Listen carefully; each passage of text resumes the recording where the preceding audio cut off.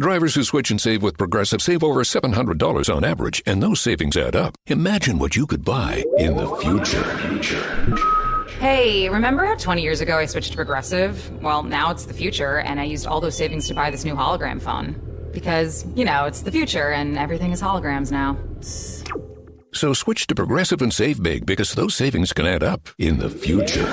Progressive Casualty Insurance Company and Affiliates. National annual average insurance savings by new customers surveyed who saved with Progressive in 2020. Potential savings will vary.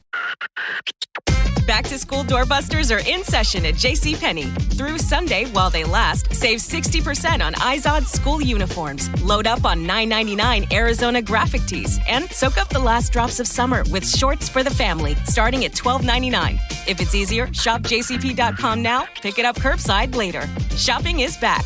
JCPenney. Offers good on select styles through 7/17. Conditions and exclusions apply. See store or jcp.com for details. Do it!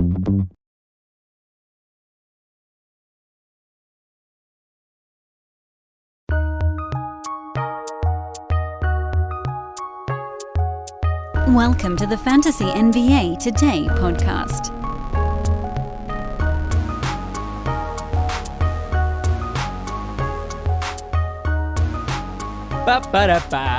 Off-season episode 68, I think. I still don't really know for sure. July the 13th, we're almost halfway through the month, which again, if you're starting in April, we are now more than 3 months into the off-season. Can you believe that? I tell you what, and I don't know if that's the case for everybody, great, but certainly, man, when you got a couple of kids, there is just I have no concept of time. All of a sudden, it's just the next month. Because you're just making it through. Growing them, keeping them alive, really disrespectful chia pets. That's what kids are. I love my kids. I think it's 68 off-season episode. This Fantasy NBA Today Sports Ethos presentation. I am Dan Vespers. Thanks as always for tuning in, everybody. Continuing to make this the most successful off-season in the history of Fantasy NBA Today by an astoundingly large margin. There has not been one close. Well on our way to blitzing past last month, and it's all thanks to you guys. We're still waiting on any news to break. A couple of rumors floating around. Christian Wood seems likely to come off the bench for the Dallas Mavericks. That was rumor number one. Take all this stuff with a grain of salt and cover it in more detail when we get closer. Kyrie Irving may be wanting to stay in Brooklyn is another rumor that's kicking around right now. I got to say, though, on the Kyrie front, it does feel like, first of all, he's not saying anything. And we've had reports that he wants to go to the Lakers. We've had reports that LeBron wants him. We've had reports that he wants to stay. We've had reports that the Nets have 5 suitors. We've had reports that the Nets have 1 suitor. It really feels like this is just a bunch of sides posturing. I don't know what's actually going to happen, but I do know that with every one of these rumors, every one of these news breaks, particularly as it relates to Kevin Durant and Kyrie Irving, it really feels like it's just two teams trying to negotiate a price without actually giving away any details of what's going on. So just look at who benefits. And when I say look at who benefits, look at the trade value of the key player involved. So take this Kyrie Irving example as the one we can look at quickly here. If a rumor comes out that Kyrie wants to stay, do you think that makes him harder to buy in a trade? Meaning, does that make him more expensive or less expensive? Probably more, would be my guess, based on just sort of a gut reaction to it, because now you're saying, oh, well, maybe he doesn't actually want to go anywhere. It's going to take more to pry him away if he's not going to be a quote-unquote problem child if he has to stay in Brooklyn. So then who does that benefit? Benefits the Nets, because either they have Kyrie, if it's real, or if it's just a fake rumor, then it's driving up his trade cost. So doesn't it kind of feel like that's a report the Nets would want to put out? And when you hear a report that says, oh, Lakers are the only suitor for Kyrie. Doesn't that feel like a report the Lakers would put out? We're the only ones, so, take it or leave it kind of thing.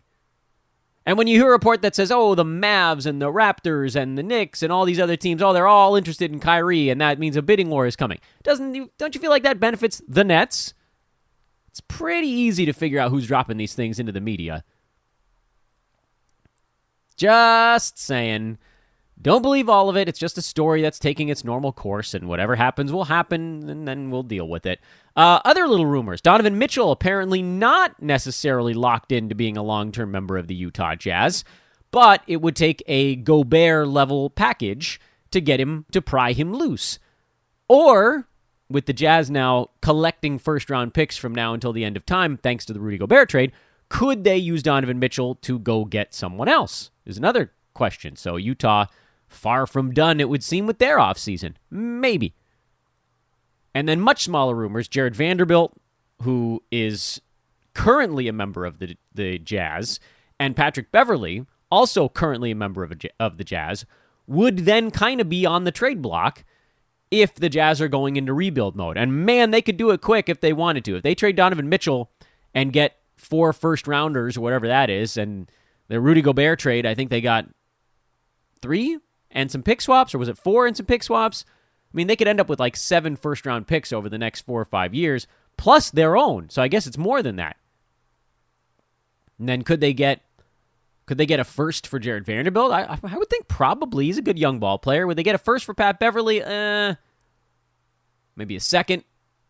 Salary relief kind of deal. Maybe that's the way that one works out. But Jazz have some questions to answer. And this, again, is why it's really hard to build our buckets. Because we talked yesterday about the Ayton, KD, and Kyrie stories kind of being the big things that could shake up the landscape. More Utah detonation of their roster could also really shake up the landscape. What if they traded Beverley? What if they trade Donovan Mitchell? What if they trade Jordan Clarkson? We haven't heard anything about that, but could open up all sorts of stuff. I mean, Utah could be this just garbage team in full tank with 3 or 4 guys putting up massive numbers for 3.5 months and then get shut down. I don't know. It's all hypothetical right now. Anywho, first of all, follow me on Twitter, at Dan Besbris. Likely most of you have already, but if you haven't, DanBesbris. Sports Ethos Fantasy feed is at Ethos Fantasy BK for basketball. It's got all the news as it happens, all these rumors I'm talking about. It's over there on that feed.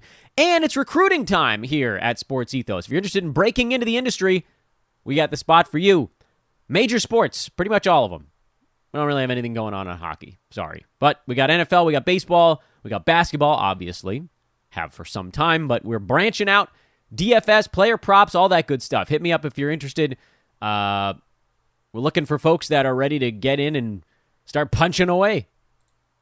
There's a lot to do to become an expert on this fantasy industry, but if you're toiling away at it for hours and hours and hours every day and you feel like you can do more, let me know, at Dan Besbris on Twitter, or you can actually email roster@sportsethos.com.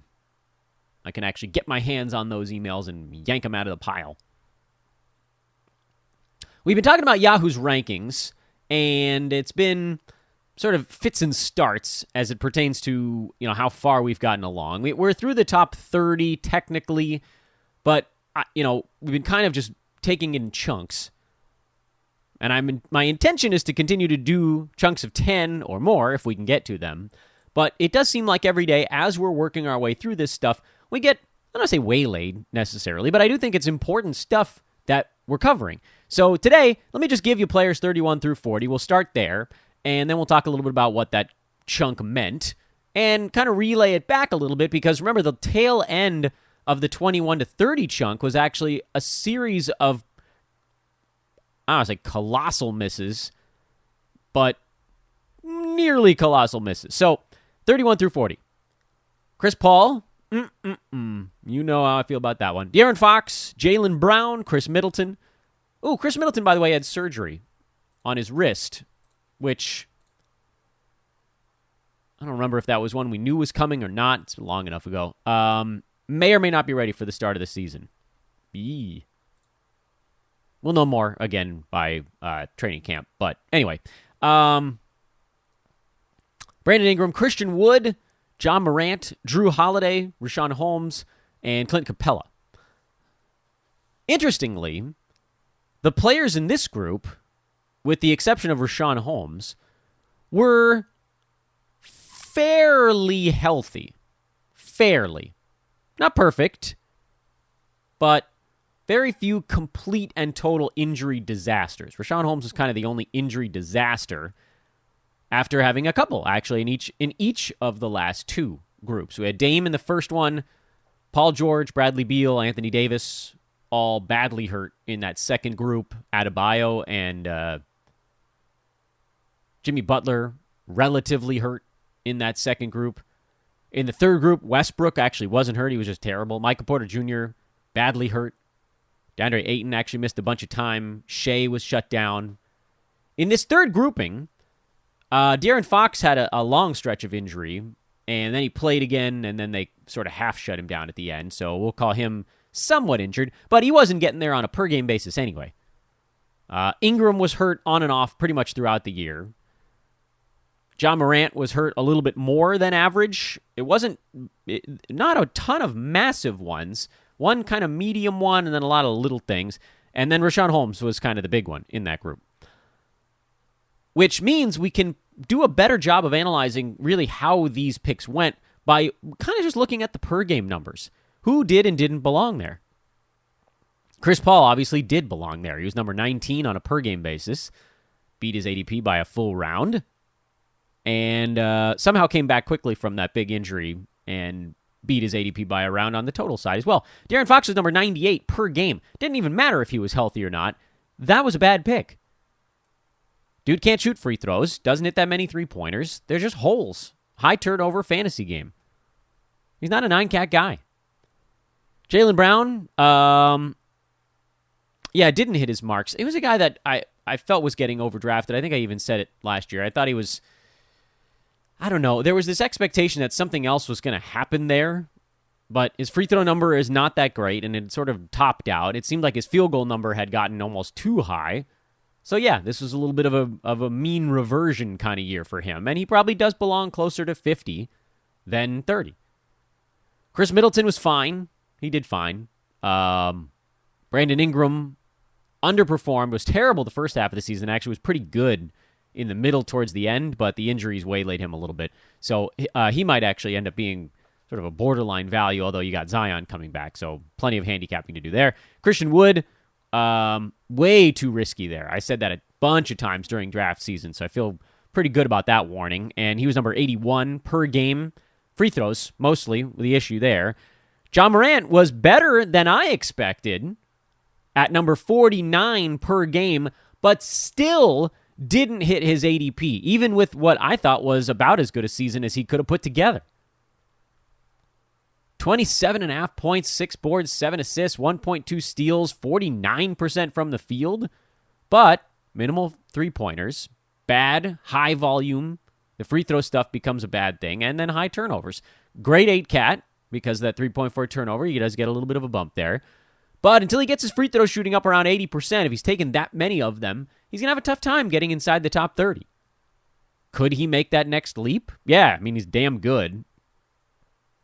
This would have been the year that I was looking at John Morant, but I think he'll probably almost always end up getting a little bit overdrafted. Wouldn't be surprised to see him get drafted in the late 20s this year, just based on expectation of improvement. And it's probably too soon for me. But again, we're getting ahead of ourselves. Drew Holiday at 33, that was a small win. Good job, Drew, despite his team going to the finals the previous year. Thought there'd be a bit more of a hangover, so that was good. He was a guy, you guys probably remember in last July, I said I was probably going to dodge all of the Bucks because of a finals hangover. And then when Drew Holiday fell to near 40, you probably also remember me saying, guys, I'm getting suckered into this thing. I can't, because he was in the early 20s per game last year. So even if there was a finals sort of hangover fallback kind of thing, he still seemed like a good value. And he beat this mark by just a little bit. He had just fallen too far, basically. Rashawn Holmes, we all thought was going to be in great shape, and then had personal stuff, and then the eyeball, and then Domantas Sabonis, and the wheels just came off completely, so that one ended up being a miss for pretty much everybody on Earth, myself included. Back to school doorbusters are in session at JCPenney. Through Sunday while they last, save 60% on Izod school uniforms. Load up on $9.99 Arizona graphic tees and soak up the last drops of summer with shorts for the family starting at $12.99. If it's easier, shop jcp.com now, pick it up curbside later. Shopping is back. JCPenney. Offers good on select styles through 7/17. Conditions and exclusions apply. See store or jcp.com for details. Do it! Progressive Snapshot can save you money based on how you drive and how much you drive. So the safer you drive, the more money you could save. Now, if you didn't hear that because you were yelling at another car while driving, let me say it again. You need to calm down. Yelling is just making everyone as stressed out as you are and letting them all know that you definitely aren't trying to save with Progressive Snapshot. And if you did hear it the first time because you weren't yelling at another car, nice work. You'd love Snapshot from Progressive because it rewards safe drivers. Progressive Casualty Insurance Company and affiliates. Snapshot not available in California and North Carolina or from all agents. And then Clint Capella got his contract, had a slower year on a per-game side, but he was oddly durable, so he ended up kind of getting pretty close. He'll probably end up getting drafted in the 50s or 60s this coming year, and he'll probably, provided he's still the starter in Atlanta, be a pretty safe center play at that point. What we're seeing here in the 31 to 40 range is that we've now moved beyond the guys, and it happened around Devin Booker. We've moved beyond the guys where you can make a fairly reasonable argument that they could get into the middle of the second round. That's now gone.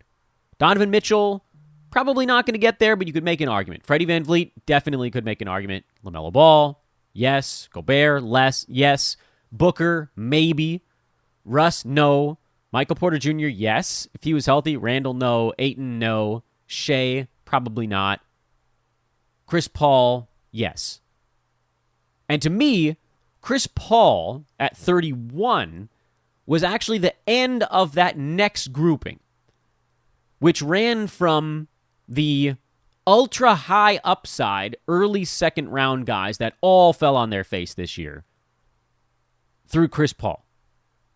And that next group, and I don't know if we need to define them in some specific way, but certainly Nikola Jokic being number one, the group behind that, which I've kind of classified as 2 through 10, are the guys where you can say, okay, these guys, minus Luka, maybe even minus Giannis, these are the guys where you can make a reasonable argument that they could be the number 2 player in fantasy and aren't completely beleaguered by injury concerns.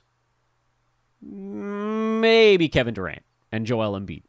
Certainly Joel Embiid. And then the next group, which was Anthony Davis and Paul George and Bradley Beal and Jimmy Butler and guys of that ilk, LeBron James. These are we've seen these guys go, at least with AD, PG, and LeBron and Butler, we've seen these guys end up in the top 5 in their NBA careers. Bradley Beal's gotten as high as, I think, like 9 or 10, so not quite. These are guys that have been top 5. For AD, he's been number 1. Paul George was number 2 one year. LeBron's been as high as, I think, number 4. Butler as high as number 5 or 6. It was a couple years ago, actually. I think it was in Miami. But they have concerns. So this is the upside roll of the dice, guys. And then once you get through those, and I know Trae Young ended up beating all of them, but I don't think that anybody looked at Trae and was like, oh yeah, 9 cat, he's going to be a mid-first rounder this year. He had as good a year as you could possibly have, and he ended up right at the end of the first round. Which is, again, I don't want to diminish it. He was very good, massive hit for fantasy from that perspective. But he wasn't, to me, in that same group of AD, PG, Butler, LeBron, where you're like, okay, these guys could, in a perfect world, be the number 2 player in fantasy, but also there's this massive thing hanging over them, which is dudes don't play a full year anymore. So that next group, Trae Young, Vooch, Adebayo, Donovan Mitchell, Freddie VanVleet, LaMelo Ball, Rudy Gobert, Devin Booker. I jumped over a couple names you probably remember because I don't think they belong there. Those guys are the ones we were talking about. Well, they might be super durable, which is great. That's how they'll get to the second round in totals value. Or they might just be a second rounder and maybe a little bit less durable. And they're just like as Gobert turned out to be this year. He was in the early 20s, and he played in league average number of games, so he was in the early 20s per game and total. Devin Booker, pretty similar. Van Vliet, pretty similar. Donovan Mitchell, mid-20s in both. Once you got past those guys, you got into, well, first of all, Westbrook didn't belong there at all. Julius Randle didn't belong there at all. DeAndre Ayton, by around 30, yeah, I mean, he sort of falls into the maybe he gets there by in durability, because remember, he was in the 20s due to playing in almost every game last season. Shea, fine, if everything broke right, he could be in the 20s. You kind of get into this next chunk, and, you know, the argument could be made that Chris Paul probably should have been in front of those three guys right in front of him there. He should have been at 28, and Randall, Ayton, and Shea should have gotten pushed back.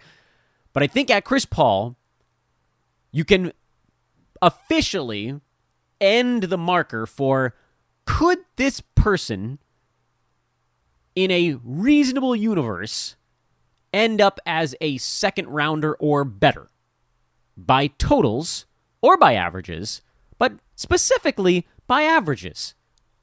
Can you make a reasonable argument that any of the guys that I just listed could be between 13 and 24 per game? And the only one besides Chris Paul in the 31 through 40 range that's done it consistently is Drew Holiday, which again is a pretty reasonable argument for why he maybe was getting a bit underdrafted. Clint Capella was up there for a little bit, but generally hadn't been all that durable. And for Capella, best case scenario was like the very end of the second round per game. Again, I'm talking per game right now. Fox has never been close. Jaylen Brown hasn't been that close. Middleton's gotten near there, but I think we know, when he has a whole season under his belt, he's a little bit back of that. He's more like 40 range. Ingram, no. Wood, no. John, no. Holmes, maybe, but again, you're talking best case scenario. And Drew Holiday, yes. And fine, maybe you say, oh, well, Drew Holiday then perhaps belonged a tier above, and that's what we would do when we're putting these guys into buckets. But in terms of looking at the ADPs and the results right now, this is a different group of players. Fox, Brown, Middleton, Ingram, Wood, Ja, Holmes, Capella.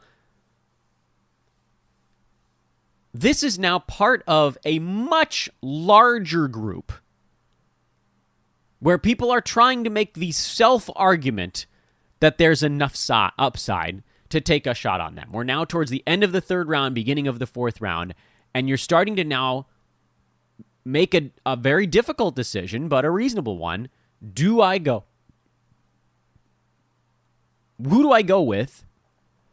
Who has kind of the fewest red flags?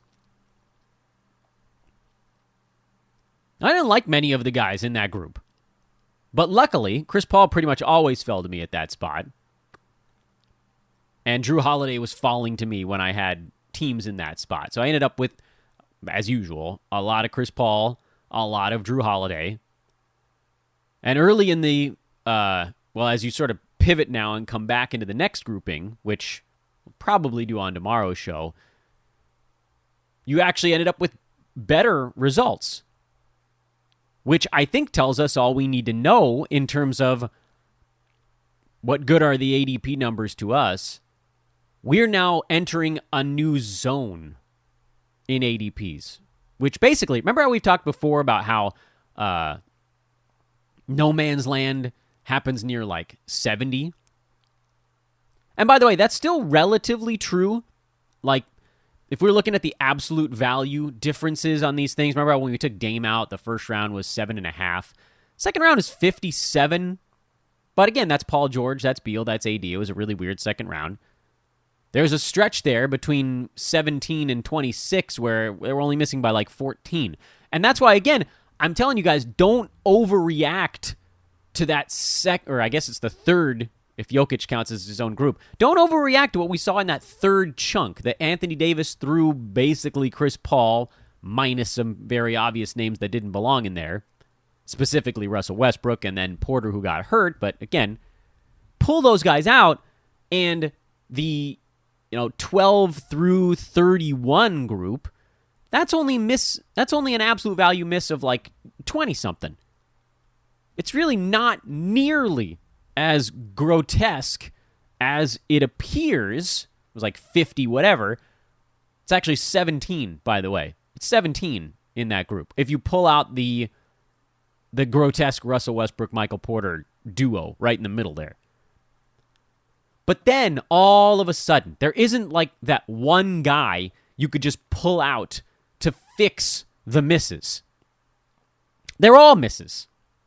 The hits are like 1 out of every 3 at this point, between 31 and 40, or even 31 and 50, or even 31 and 60. They're just all medium-sized misses, basically, that whole way through.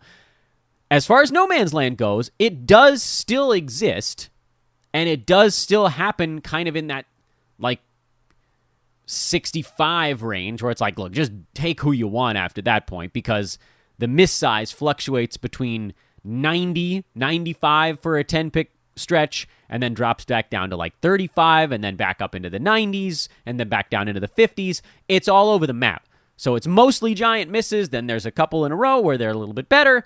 That's the definition of No Man's Land. It's still there, and don't worry, we'll break that down a little bit more. We'll get into the actual players that led to that happening. But there's this, and I think this is the main point I want everybody to take away from this Wednesday show as we look at this next grouping of players. There's like almost a pre-No Man's Land that's happening, or perhaps has always happened. I think maybe we thought it was COVID-related. Looking back last year, the misses in the 21 through 30 and 31 through 40, and just like the misses got massive by around pick 75. Now, it was just a disaster. But there was a pre-No Man's Land last year also, in a way that there kind of wasn't. Even pre-COVID, it wasn't really there. So I don't think this is something that's always happened and we just sort of missed it. This is something that's relatively new, which is that as the general fantasy public becomes more knowledgeable about basketball players, and specifically younger and lesser known basketball players, you're going to see hype stuff get worse. This is actually fantastic for the way we here on Fantasy NBA Today handicap the NBA, which is look for easy value plays like Drew Holiday, like Chris Paul. Those guys are going to be more prevalent than ever because people are more willing to take shots as early as the mid-third round. It wasn't always like this. I promise you guys. Consensus generally used to be longer. Now consensus is like the top couple.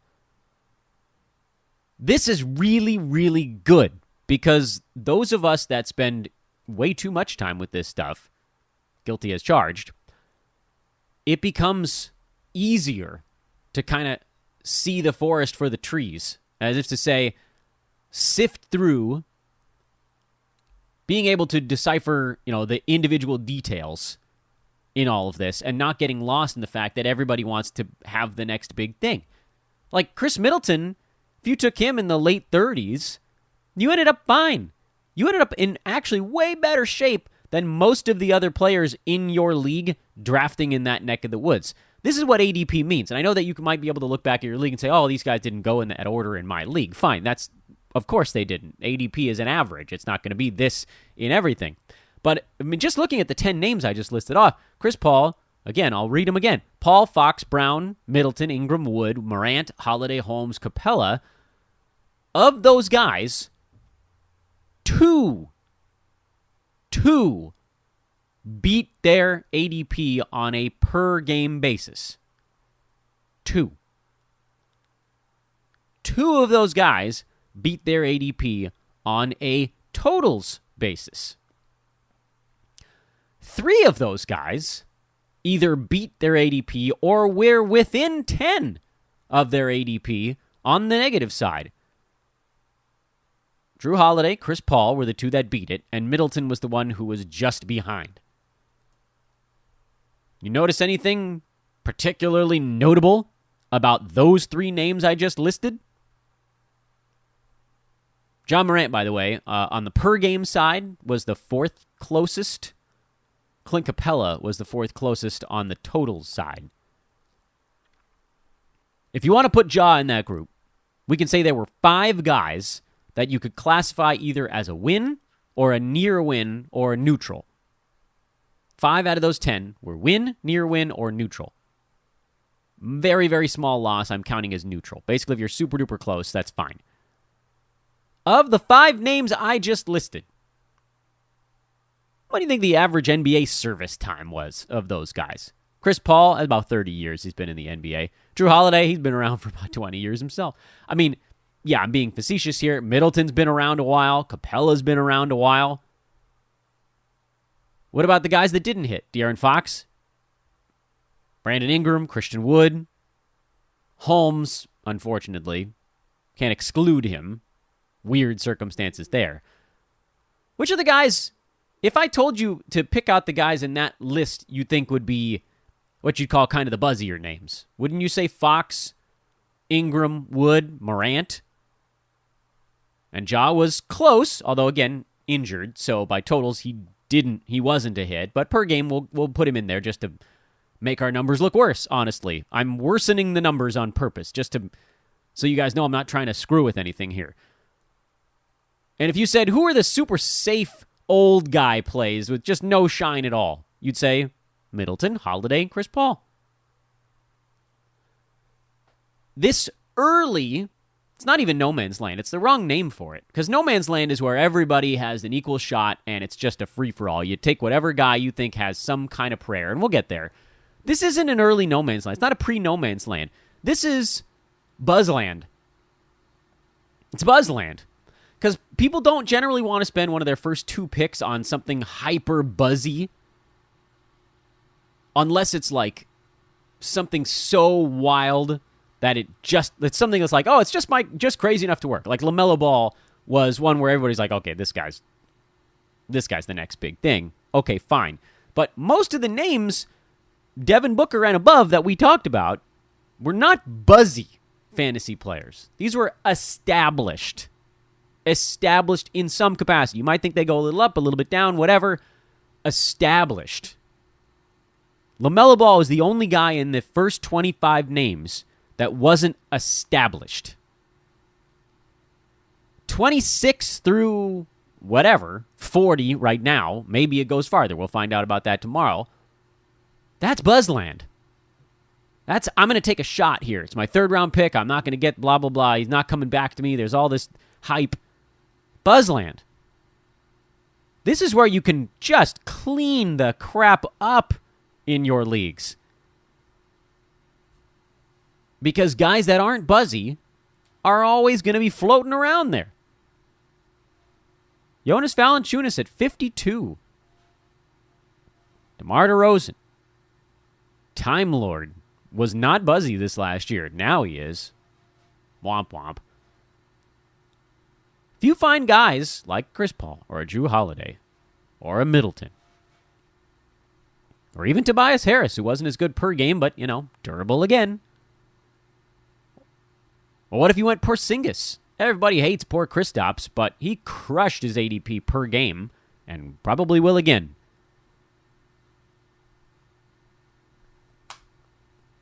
It's Buzzland. At least 25 through 50 or 40. That's as far as we can extend it right now, and we will find out tomorrow if Buzzland goes further or if it's a next group. Because this changes how we draft a little bit.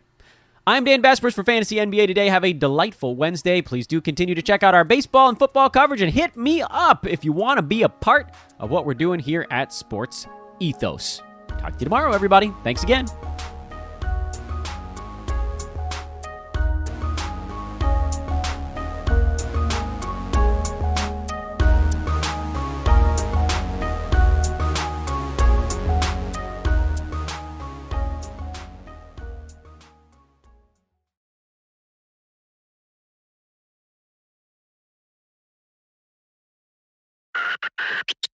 Back to school doorbusters are in session at JCPenney. Through Sunday while they last, save 60% on Izod school uniforms. Load up on $9.99 Arizona graphic tees and soak up the last drops of summer with shorts for the family starting at $12.99. If it's easier, shop jcp.com now, pick it up curbside later. Shopping is back. JCPenney. Offers good on select styles through 7/17. Conditions and exclusions apply. See store or jcp.com for details. Do it! You could save big when you bundle your home and auto with Progressive, but when we just come out and say it, it feels like it falls a bit flat. So we're going to use humor. But we don't want to insult your intelligence, so nothing too goofy. And we need to avoid any polarizing topics. Oh, and it has to be about how you can save big when you bundle your home and auto with Progressive. You know what? Maybe humor is a bad idea. Yeah, it's never going to work. Progressive Casualty Insurance Company and Affiliates. Discount not available in all states or situations.